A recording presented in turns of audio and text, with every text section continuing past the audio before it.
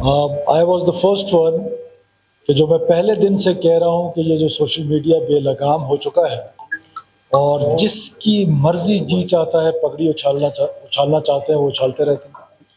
हमारे यहाँ electronic media और प्रिंट मीडिया जो है वो एटलीस्ट कोई ना कोई चेक है, कोई ना कोई उनसे पूछा जा सकता है, कोई ऑडिटर एडिटर का सिस्टम है। तो मैं इसका सबसे बड़ा विक्टिम पहले दिन से रहा हूँ। ये सेल फोन जिसके भी बज रहे हैं, सेल फोन ऑफ करें please.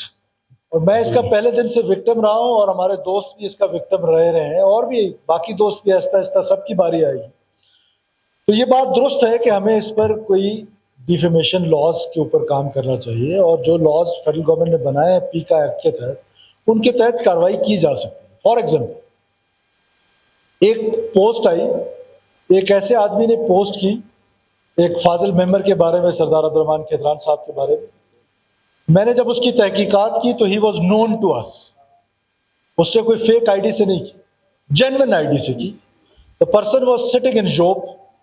I called honourable Sardar साहब और मैंने कहा जी आप इस पर आप कोई एफआईआर, कोई एप्लीकेशन, कोई चीज़ दें सो दैट एक को एग्जाम्पल बना लेंगे तो बाकी खुद ब खुद जो है वो लाइन पे आ जाएंगे। वो आज भी मौजूद है। मैं आज भी सरदार साहब से रिक्वेस्ट करता हूं कि वो एप्लीकेशन डालें। He is known to us. वो डिप्टी कमिश्नर और कमिश्नर की मैंने ड्यूटी लगाई, उन्होंने 5 मिनट में मुझे उसका सारा डाटा निकाल दिया। वो मैंने सरदार साहब से शेयर भी किया और मैं आज भी रिक्वेस्ट करता हूं कि लेट्स कम उस एक को एग्जाम्पल बना लेते हैं कि जिसने आपके बारे में जो कहा वो मुझे ज़ाती तौर पे पता है कि वो फेक है, वो इन्फॉर्मेशन दुरुस्त नहीं है। और अगर फेक आईडी से देता तो फिर उसका ढूंढना मसला है। उसे फेक आईडी से नहीं दिया, जेन्युइन आईडी से, जैसे आपका आईडी है वो जेन्युइन आईडी से दिया। Let's make him an example. आप 2-3 को एग्जाम्पल बनाए, आपके पास लॉज है, डिफेमेशन लॉज है, बाकी सारे खुद ब खुद इंसान के बच्चे बन जाएंगे। और फिर ये जो इन्फॉर्मेशन बलूचिस्तान लीक्स के हवाले से है, अगर इन्फॉर्मेशन दुरुस्त हो हमारे बारे में, हम we are accountable to the people of Balochistan. हमारी अकाउंटेबिलिटी हर 5 साल बाद लोगों ने करनी है। वो आज भी करेंगे, कल भी करेंगे। We are ready for that. हम जितने मेंबर्स हैं हम सब इस बात पर मुत्तफिक हैं कि हमारी अकाउंटेबिलिटी होनी चाहिए। हम उससे मुबर्रा बिल्कुल भी नहीं। लेकिन अगर फेक अकाउंटेबिलिटी होगी, झूठ पर मबनी होगी, सच नहीं होगा और इंफॉर्मेशन गलत होगी तो वो पिंच करती है, वो आपकी कैरेक्टर असैसिनेशन में शामिल होती है। Yes. वो अकाउंटेबिलिटी में नहीं होती है। Yes. कैरेक्टर असैसिनेशन और अकाउंटेबिलिटी में there is a huge difference. हम अकाउंटेबिलिटी के लिए, हम ये 65 के 65 लोग या हमारे जैसे वो पॉलिटिशियंस जो आज पार्लियामेंट में नहीं है, हम पॉलिटिशियंस अपनी अकाउंटेबिलिटी के लिए वी आर नॉट अफ्रेड। हम हमेशा तैयार है, हमारी अकाउंटेबिलिटी होनी चाहिए, but we can not allow the character assassination of anybody. So you are the custodian of the house. Done, sir. I request you कि make a committee, कि वो कमेटी साइबर क्राइम वालों को बुलाए। और ये जिसकी मिसाल मैं दे रहा हूँ, मैं सरदार साहब से दोबारा शेयर करता हूँ। मैंने पहले भी की, मैं दोबारा भी कर लेता हूँ। आप उसके खिलाफ आप आए, आपका कोई पीएस आए, आपका कोई वोटर आए, जरूरी नहीं है कि उसका स्टैंडर्ड इतना नहीं है कि आप उसके खिलाफ एप्लीकेशन दे, आपका कोई वोटर दे। हम ये अश्योर करेंगे, पूरा हाउस मिलके ये अश्योर करेंगे कि हम उसको मंतकी अंजाम तक पहुंचाए ताकि एक को सजा मिले तो बाकी इस पर सोचे कि उसके बारे में क्या बात करनी है और क्या नहीं। Done. और इस बलूचिस्तान लीग्स के हवाले से आप साइबर क्राइम को बुलाएं, आप पार्लियामेंट की एक कमेटी बुलाएं, सरदार साहब को उसका सरबराह बनाएं, क्योंकि वो कहते हैं कि मुझे थोड़ी बहुत उसकी इंफॉर्मेशन भी है।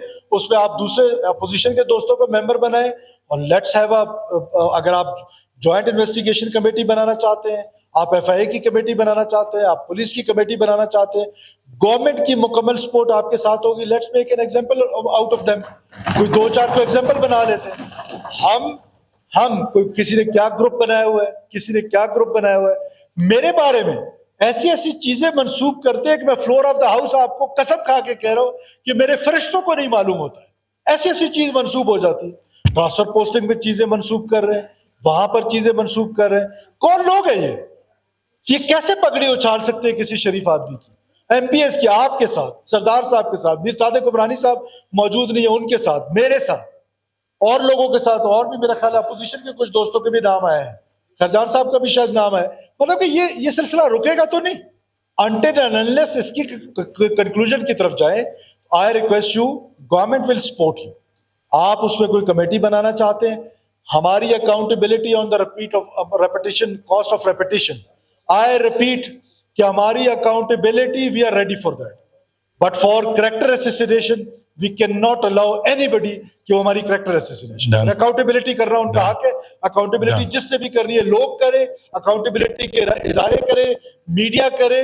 मीडिया में जो स्टोरीज आती हैं, मैंने बहुत सारे ऐसे जर्नलिस्ट दोस्त हैं कि वो एक एक स्टोरी में 6 महीने लगाते हैं, एक एक चीज का पहले एविडेंस कलेक्ट करते हैं, फिर वो स्टोरी देते हैं। तो हम सब चीज गुजरे हैं मीर जहूर बुलैदी साहब के बारे में।